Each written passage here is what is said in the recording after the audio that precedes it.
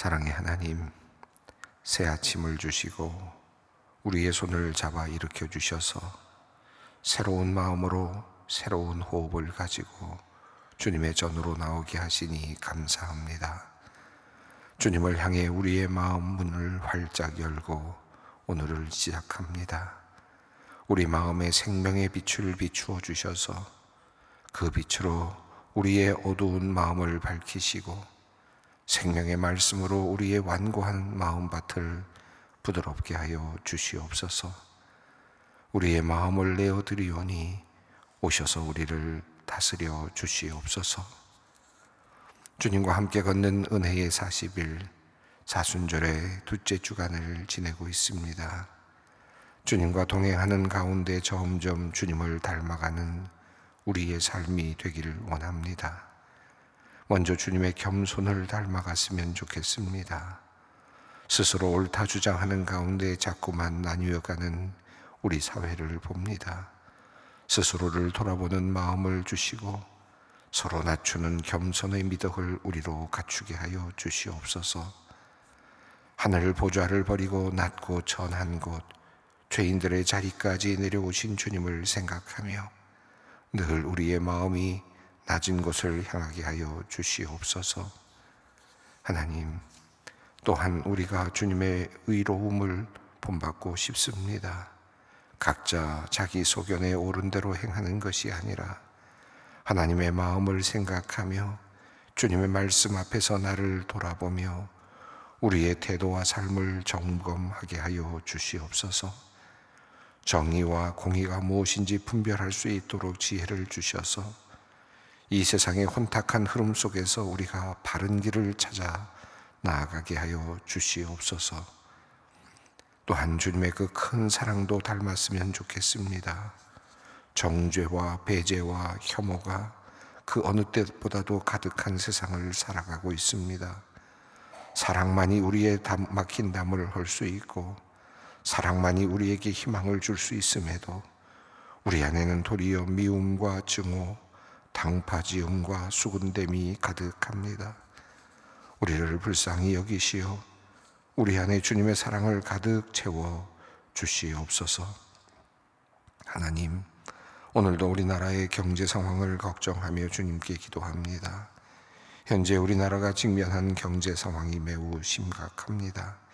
주님, 이곳저곳에서 터져나오는 기업인들의 탄식을 들으시고 어려움 속에서도 희망을 잃지 않도록 그들과 함께하여 주시옵소서. 돌파구가 마련되게 하시고 정부와 기업이 협력하여 효과적인 정책과 전략을 수립토록 머리를 맞대게 하여 주시옵소서. 한국 기업들이 신뢰를 회복하게 하시고 국제 무대에서 경쟁력을 갖추도록 획기적인 지혜를 허락하여 주시옵소서. 무엇보다 우리나라의 정치적 안정과 질서가 조속히 마련되기를 원합니다. 이 나라의 책임을 맡은 이들에게 그에 합당한 책임감을 그리고 능력을 허락하여 주시옵소서. 진리의 빛이 되시는 주님, 학원 선교와 대학생 선교에 헌신하는 이들을 위해 기도합니다. 신학기를 맞이하였습니다. 이 시기는 이단들이 신입생을 미혹하려는 활동이 가장 왕성하게 일어나는 때입니다. 온 교회들이 이 시기에 진리의 말씀으로 깨어있게 하시고 순수하고 갈급한 영혼들이 이단에 미혹되지 않도록 그 영혼들을 위해 기도하게 하시며 학원 선교에 힘을 쏟게 하여 주시옵소서.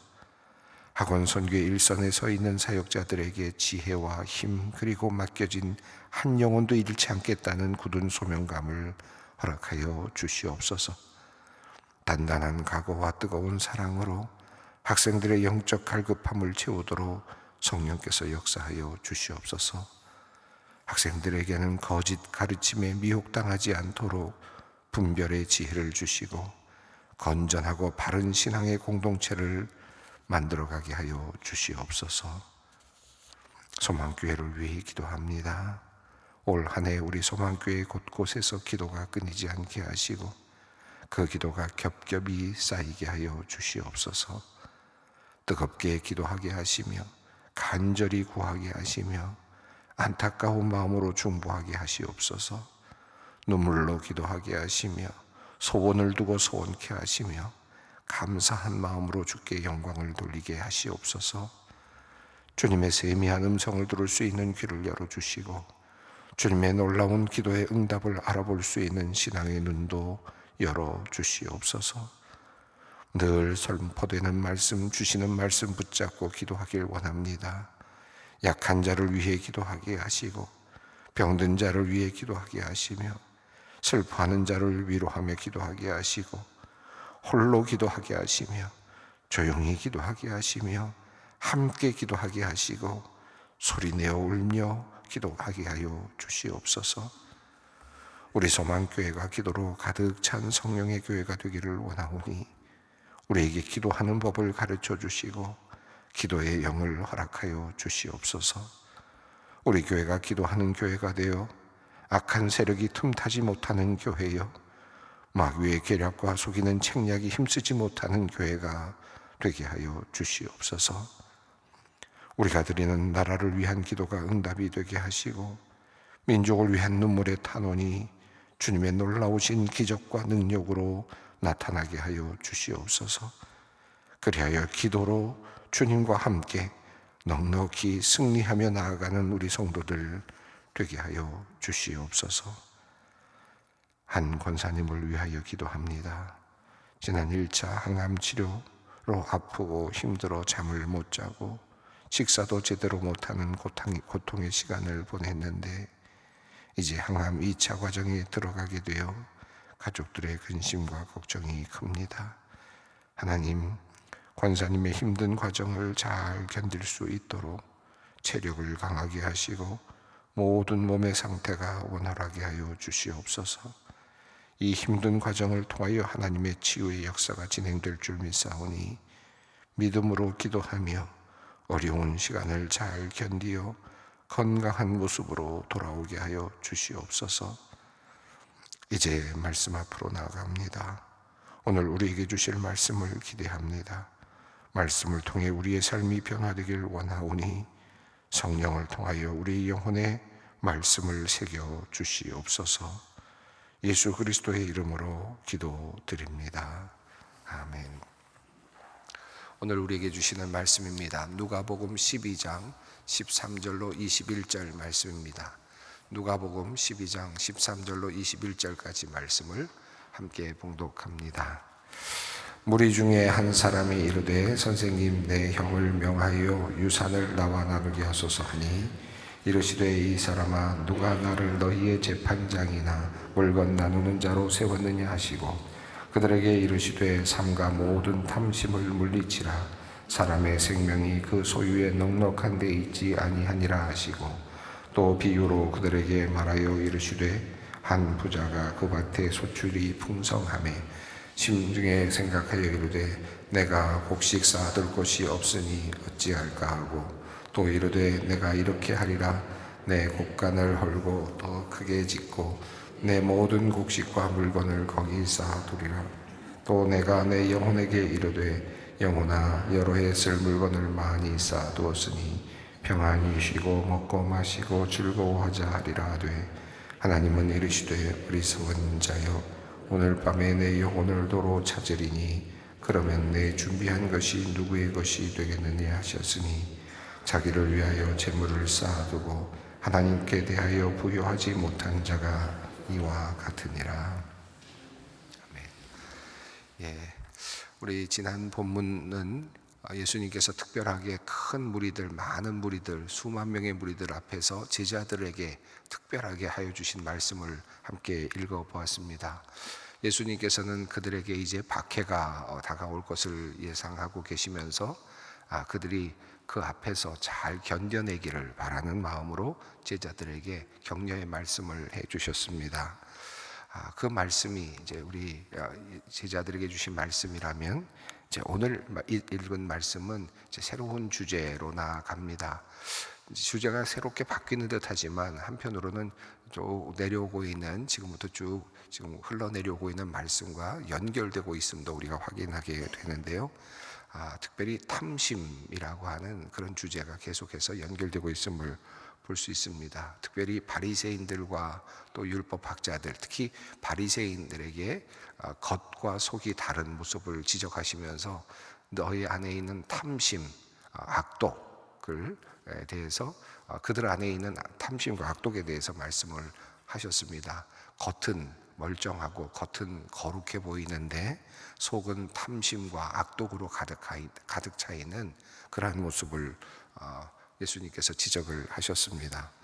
오늘 읽은 말씀은 좀 다른, 그냥 일반적인 다른 이야기처럼 보이기도 하지만 역시 탐심과 관련되어 있는 내용으로 연결이 됩니다. 이야기는 지금 예수님께 한 사람이 나와서 유산 문제로 예수님께 나와서 상담을 하는 내용이죠. 예수님께 나와서 이 유산 문제를 상담할 이유가 과연 있겠는가 하는 생각은 들지만, 그래서 예수님께서 내가 거기에 대해서 내가 재판장이나 물건을 나누어 주는 사람이냐라고 도리어 반문을 하십니다. 이것은 예수님께서 하실 말씀이 예수님께서 지금 관여할 내용이 아니다라는 뜻으로도 말씀을 하시는 듯 보이는데, 어쨌든 한 사람은 지금 예수님께 나와서 유산에 대한 문제를 거론하면서 자기 자신이 형제로부터 제대로, 형으로부터 제대로 아버지 유산을 제대로 공정하게 받지 못했다라는 취지로 예수님께 그 공정함에 대해서 이야기를 하면서 바르게 이 재산이 나누어질 것을 예수님께 이제 부탁을 드리는 내용입니다.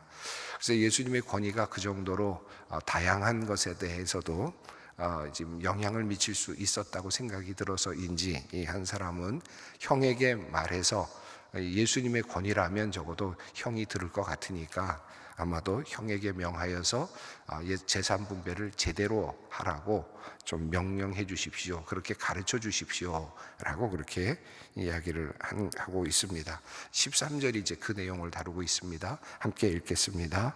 무리 중에 한 사람이 이르되 선생님, 내 형을 명하여 유산을 나와 나누게 하소서 하니. 아마도 형이 지금 유산을 가로챈 것 같습니다. 자기 자신은 그렇게 생각을 하고 있는 것 같습니다. 지금 예수님을 찾아온 이 사람은 형이 나에게 아버지의 유산을 주지 않았다라고 생각을 해서 유산을 제대로 나누어 달라고 그렇게 이야기를 하고 있습니다. 글쎄, 하나도 안 나누어 줬는지, 어느 정도 나누었는데 부족하다고 생각이 들었는지, 글쎄 하나도 안 나누어주고 자기만 독식했을 가능성도 있겠지만, 어쩌면 서로 나누어는 가졌는데 불공평하다라고 생각을 했을 수도 있겠습니다. 어쨌든 이 사람은 예수님께 나와서 유산의 문제를 지금 거론을 하였습니다. 자, 그래서 예수님께서는 그거에 대해서 반응을 하시는데 14절입니다. 함께 읽습니다. 이르시되 이 사람아, 누가 나를 너희의 재판장이나 물건 나누는 자로 세우느냐 하시고, 예수님께서 이 유산을 나누는 것, 재물을 나누는 것, 그것을 내가 관여하지 않겠다, 관여할 바가 아니다 라고 하는 그런 말씀을 하셨습니다.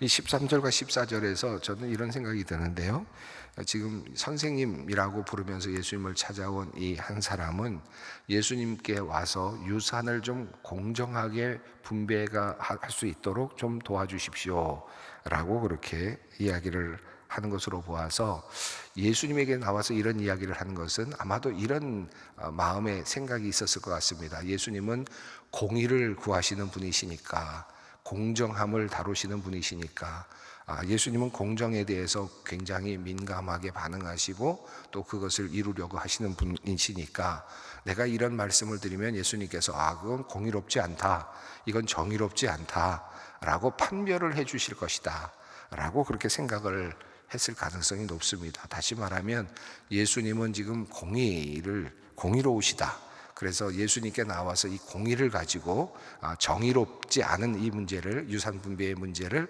한번 해결했으면 좋겠다, 정의롭게 공의롭게 유산 분배가 이루어졌으면 좋겠다, 이런 이제 마음을 가지고 찾아왔을 것입니다. 그러니까 예수님을 찾아온 사람의 마음은 지금 공정에 대한 문제를 가지고 왔다고 할 수 있겠습니다. 공정함, 공의, 정의, 이런 문제, 유산 분배의 과정에서 일어날 수 있는 정의를 가지고 이제 나온 거죠. 그래서 정의를 지금 구하고 있습니다. 정의로운 사람, 공의로운 사람, 이런 이 문제를 가지고 거론하면서 나왔는데요.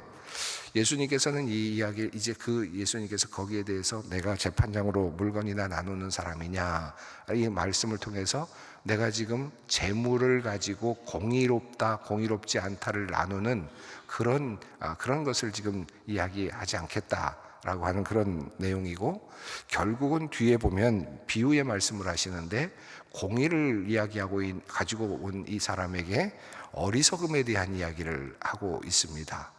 재물과 관련해서 지금 한 사람이 찾아오기를 재물과 관련해서 공의를 구하고 정의를 구하고 공정함을 가지고 와서 이거 공정하지 않습니다. 예수님이 이걸 좀 공정하게 풀어주십시오. 이 재물의 문제를 좀 공정하게 좀 해결해 주십시오 라고 가져왔는데, 예수님께서는 이 재물의 문제와 관련해서 공정의 문제를 다루지 아니하시고 인간의 어리석음의 문제를 다루고 계신다. 이게 참 흥미롭습니다. 이 앞과 뒤를 보면 예수님께서 지금 예수님께 문제를 가지고 온 사람의 기본적인 생각과 예수님이 말씀하시는 그 중요한 그 메시지는 완전히 다른 관점에 놓여 있다는 것을 알 수 있습니다. 한 사람은 지금 재물의 문제와 관련해서 공정한 유산 분배라고 하는 아주 중요한, 이게 공정해야지라고 하는 그런 문제를 가지고 왔는데요. 그런데 예수님께서는 이 재물의 문제와 관련해서 공정함의 문제를 다루지 않고 어리석음의 문제를 다루고 있다. 깊이 묵상할 필요가 있는 그런 주제입니다. 또 한 가지 흥미로운 점은 유산을 좀 잘 나누게 해주십시오 라고 하는 문제를 가지고 이야기가 시작이 됩니다. 선생님, 내 형이 이 아버지의 유산을 나와 잘 나누게 해주십시오 라고 이 유산, 내가 받을 유산에 대해서 이야기를 하는데, 예수님께서는 도리어 비유의 말씀을 통해서 이제 유산을 남기고 떠나는 사람에 대한 이야기를 합니다. 이제 목숨이 끊어지고 그러면 네가 준비한 것이 누구의 것이 되겠느냐라고 그렇게 말씀하시면서 20절에서 결국은 한 어리석은 부자가 남겨놓고 가는 유산에 대한 이야기를 하십니다. 그러니까 이 이야기의 시작은 받을 유산에 대한 이야기를 하고 있는데, 이 이야기의 끝은, 이 비유의 끝은 남겨놓고 가야 되는 유산에 대해서 이야기를 하고 있으니까 이것도 참 예수님의 관점이 완전히 다르다라는 것을 보게 됩니다. 자, 받을 것만 생각하면 공정함이라는 주제가 굉장히 중요한 주제가 될 수 있겠지만, 내려놓고 가는 과정에서 내가 모았던 것, 내가 가지고 있는 것을 놓고 유산을 놓고 나가야 되는 관점에서 본다면 이 어리석음의 문제가 사실은 등장한다라고 할 수 있겠습니다. 자, 이 아주 뭐랄까요, 절묘하다 그럴까요, 아주 섬세한 예수님의 이 그 대답과 또 말씀의 과정이 참 흥미롭게 전개가 되는데, 자, 우선 예수님께 나와서 유산 분배와 관련된 이야기를 했을 때, 공정한 유산 분배와 관련된 이야기를 했을 때 예수님께서는 마치 선문답 같은 내용을 말씀하시는데 15절 말씀입니다. 함께 읽겠습니다. 그들에게 이르되 삼가 모든 탐심을 물리치라. 사람의 생명이 그 소유에 넉넉한 데 있지 아니하니라 하시고. 공정하게 유산을 분배해 달라고 했는데, 다시 말하면 지금 이 예수님을 찾아온 이 어떤 아우는 형이 유산을 공정하게 분배하지 않았다고 하는 억울함을 가지고 지금 찾아왔습니다. 공정함의 문제를 가지고 왔는데, 이것을 예수님께서는 탐심이라고 이렇게 표현을 했습니다. 보통 일반적으로 생각해 보면 내가 반드시 받아야 될 것이라면 그건 탐심에 해당되는 것이 아니라 권리라고 할 수 있겠죠. 내가 반드시 받아야 될 것에서 더 많은 것을 가지려고 하면 그거는 탐심이라고 할 수는 있겠지만, 내가 법으로 보장된 유산의 어떤 하나의 범위 안에서 내가 받아야 될 것을 받는다는 것을 탐심이라고 말하기는 어려울 수 있지 않겠습니까? 그것은 그냥 공정한 분배라고 보통 생각할 수 있을 것 같은데, 예수님께서는 지금 찾아온 이 어떤 아우에게 지금 이 유산이 공정하게 분배가 되지 않았다라고 하는 것에 대해서 항의를 하고 예수님께서 이걸 좀 도와달라고 말씀을 하고 있는데, 그런데 탐심이라고 이렇게 이야기를 했습니다.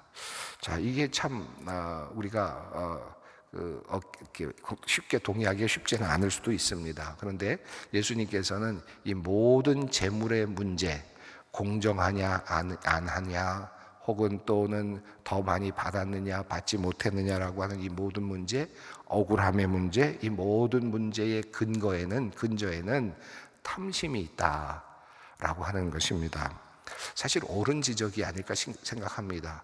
유산이 내가 조금 덜 받았다, 유산을 내가 좀 더 형에게 뺏겼다라고 생각되는 이 마음 속에는 물론 우리는 그것을 공정함으로 포장을 하고 있지만 실제로 보면 그 공정함이 아니라 안에 있는 탐심이 근거가 돼서 그것이 작동하고 있는 것이라고 할 수 있겠죠. 그것을 우리가 보게 됩니다. 종종 유산 문제라든지 또 재산의 문제 가지고 이런저런 이야기를 하시는 분들을 주위에서 많이 보게 됩니다.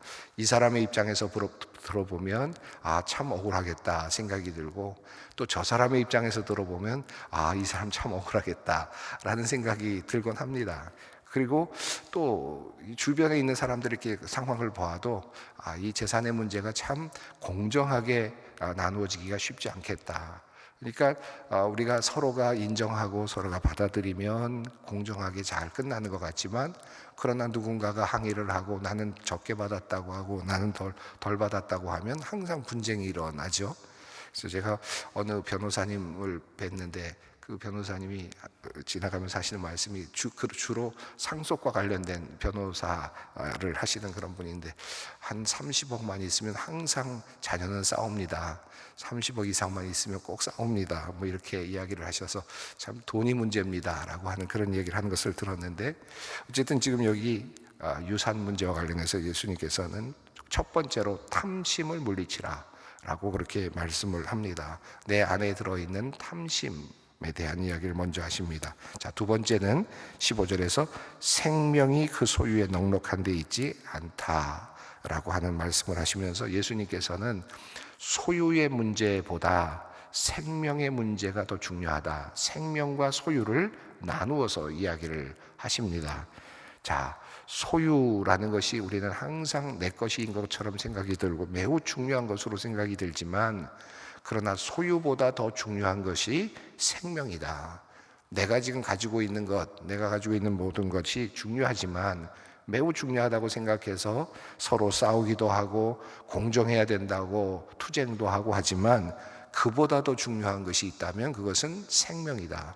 소유보다 훨씬 더 중요한 것은 생명이다라는 사실을 예수님께서 지금 말씀하시면서, 지금 소유에 집중하고 있는, 소유의 문제에 대해서 지금 집착하고 있는 어느 아우에 대해서 생명의 문제를 좀 생각해 봐라 라고 지금 다시 그 관점을 바꾸려고 하십니다.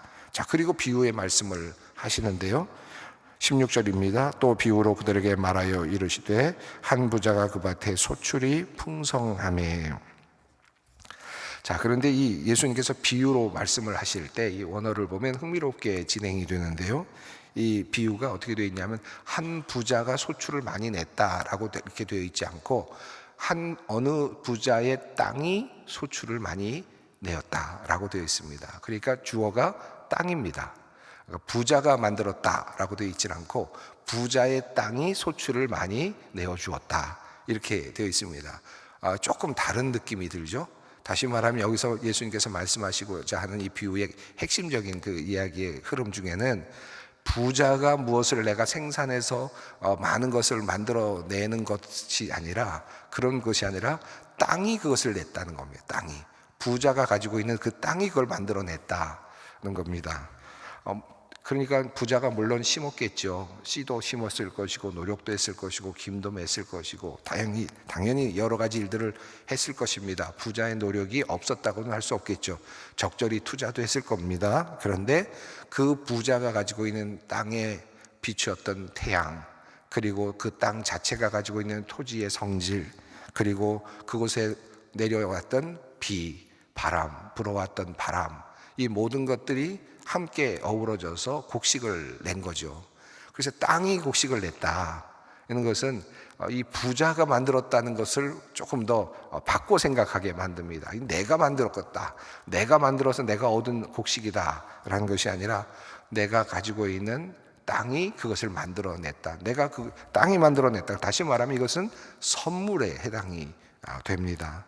자, 예수님께서 지금 그 부분을 조금 더 강조시키면서 그런데 부자는 어떻게 생각합니까? 17절, 18절, 19절입니다. 함께 읽습니다. 심중에 생각하여 이르되 내가 곡식 쌓아둘 곳이 없으니 어찌할까 하고 또 이르되 내가 이렇게 하리라 내 곡간을 헐고 더 크게 짓고 내 모든 곡식과 물건을 거기 쌓아두리라 또 내가 내 영혼에게 이르되 영혼아 여러 해 쓸 물건을 많이 쌓아두었으니 평안히 쉬고 먹고 마시고 즐거워하자 하리라 하되. 자, 이 부자는 이제 깊은 생각을 합니다. 지금 많이 곡식이 쌓여 있으니까 나름대로 지혜를 얻고자 하죠. 지혜롭게 행동하고자 합니다. 우선 자기 자신에게 말합니다. 그리고 자기 자신을 위해서 계획을 세웁니다. 그리고 모든 것을 다 자기를 위하여 이제 어떻게 할 것인지 분명하게 계획을 세웁니다. 근데 17절과 18절, 19절의 내용을 보면 그가 악하다라고 생각이 들지는 않습니다. 그렇죠? 자기가 얻은 그 많은 소출을 어떻게 지혜롭게 관리할 것인가에 대해서 생각을 하니까 지혜롭다고 할 수도 있습니다. 또 미래를 예측하기도 합니다. 나름대로 여러 해 동안 먹을 것을 쌓아둔다. 이거 미래를 준비하는 것이지 않습니까? 여러 해 동안 미래를 준비하는 것 굉장히 중요한 지혜이죠. 또 그렇다고 해서 남의 것을 훔쳐오거나 뺏어오거나 이자놀이를 하거나 하지도 않습니다. 내 땅이 만들어준 것 잘 관리하겠다라는 것입니다. 그러기 위해서 곡간도 짓고 하겠다는 것입니다. 그러니까 여기 보면 악하다라고 할 수 있는 부분은 거의 없습니다. 또 나름대로는 지혜를 지금 가지고 미래를 계획하고 있습니다. 그리고 가지고 있는 소출에 대한 재물에 대한 적절한 배분과 그리고 계획을 가지고 있습니다. 17절과 18절, 19절을 보면 우리가 언뜻 보아서는 뒤에 나오는 예수님의 말씀이 어리석은 자여라고 되어 있어서 굉장히 어리석은 것처럼 보이지만 우리가 흔히 말하는 지혜를 지금 보여주고 있습니다. 우리가 흔히 지혜롭다고 하는 사람들이 하고 있는 삶의 양태를 보여주고 있습니다. 여러분 17절, 18절, 19절을 가만히 생각해 보시면 아마 여러분들이 지금 글쎄요, 통장이 몇 개나 있으신지 모르겠지만 은행 통장에서 은행 통장을 보시면서 혹은 여러 가지 투자한 것들을 보시면서 또는 부동산 문서를 보시면서 이렇게 저렇게 생각하시는 그런 내용이 그대로 다 담겨 있다고 할 수 있지 않겠습니까? 나름대로 계획하고 예상하고 노후도 준비하고 여러 가지들을 다 준비하는 것, 이게 지금 지혜로운 것이라고 할 수 있겠는데, 그런데 문제는 예수님께서 뭐라고 말씀하십니까? 20절 말씀입니다.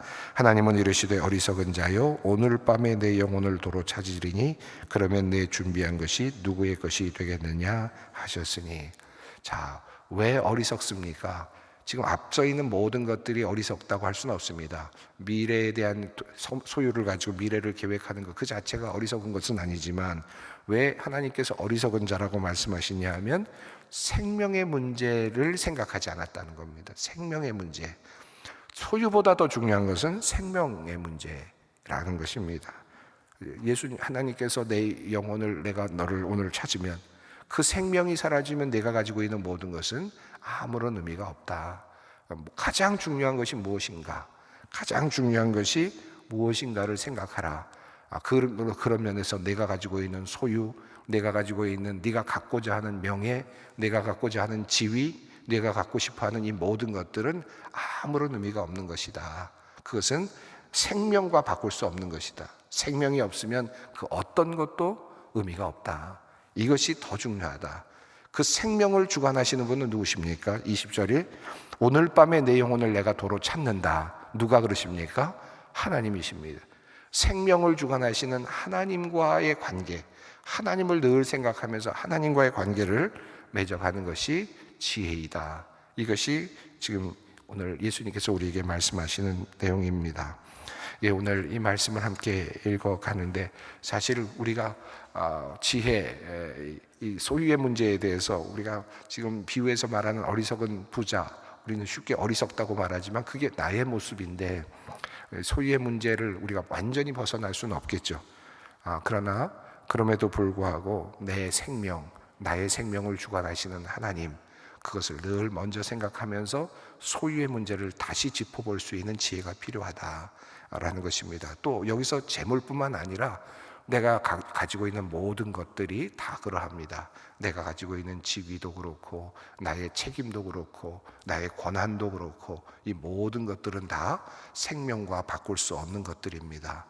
늘 무엇을 얻고자 할 때, 무엇을 갖고자 할 때, 또 내가 가지고 있는 것을 관리하고자 할 때 항상 가장 먼저 생각해야 될 것은 나에게 주신 하나님께서 나에게 주신 생명, 그 생명의 가치, 그 생명의 가치를 늘 생각하면서 늘 감사함으로 모든 것들을 다시 볼 수 있는 그런 우리들의 시각 교정이 필요하겠습니다. 자, 그런 마음으로 부족하지만 우리 함께 또 기도의 자리를 함께 나아가도록 하겠습니다. 하늘에 계신 우리 아버지, 아버지의 이름을 거룩하게 하시며 아버지의 나라가 오게 하시며 아버지의 뜻이 하늘에서와 같이 땅에서도 이루어지게 하소서. 오늘 우리에게 일용할 양식을 주시고 우리가 우리에게 잘못한 사람을 용서하여 준 것 같이 우리 죄를 용서하여 주시고 우리를 시험에 빠지지 않게 하시고 악에서 구하소서. 나라와 권능과 영광이 영원히 아버지의 것입니다. 아멘.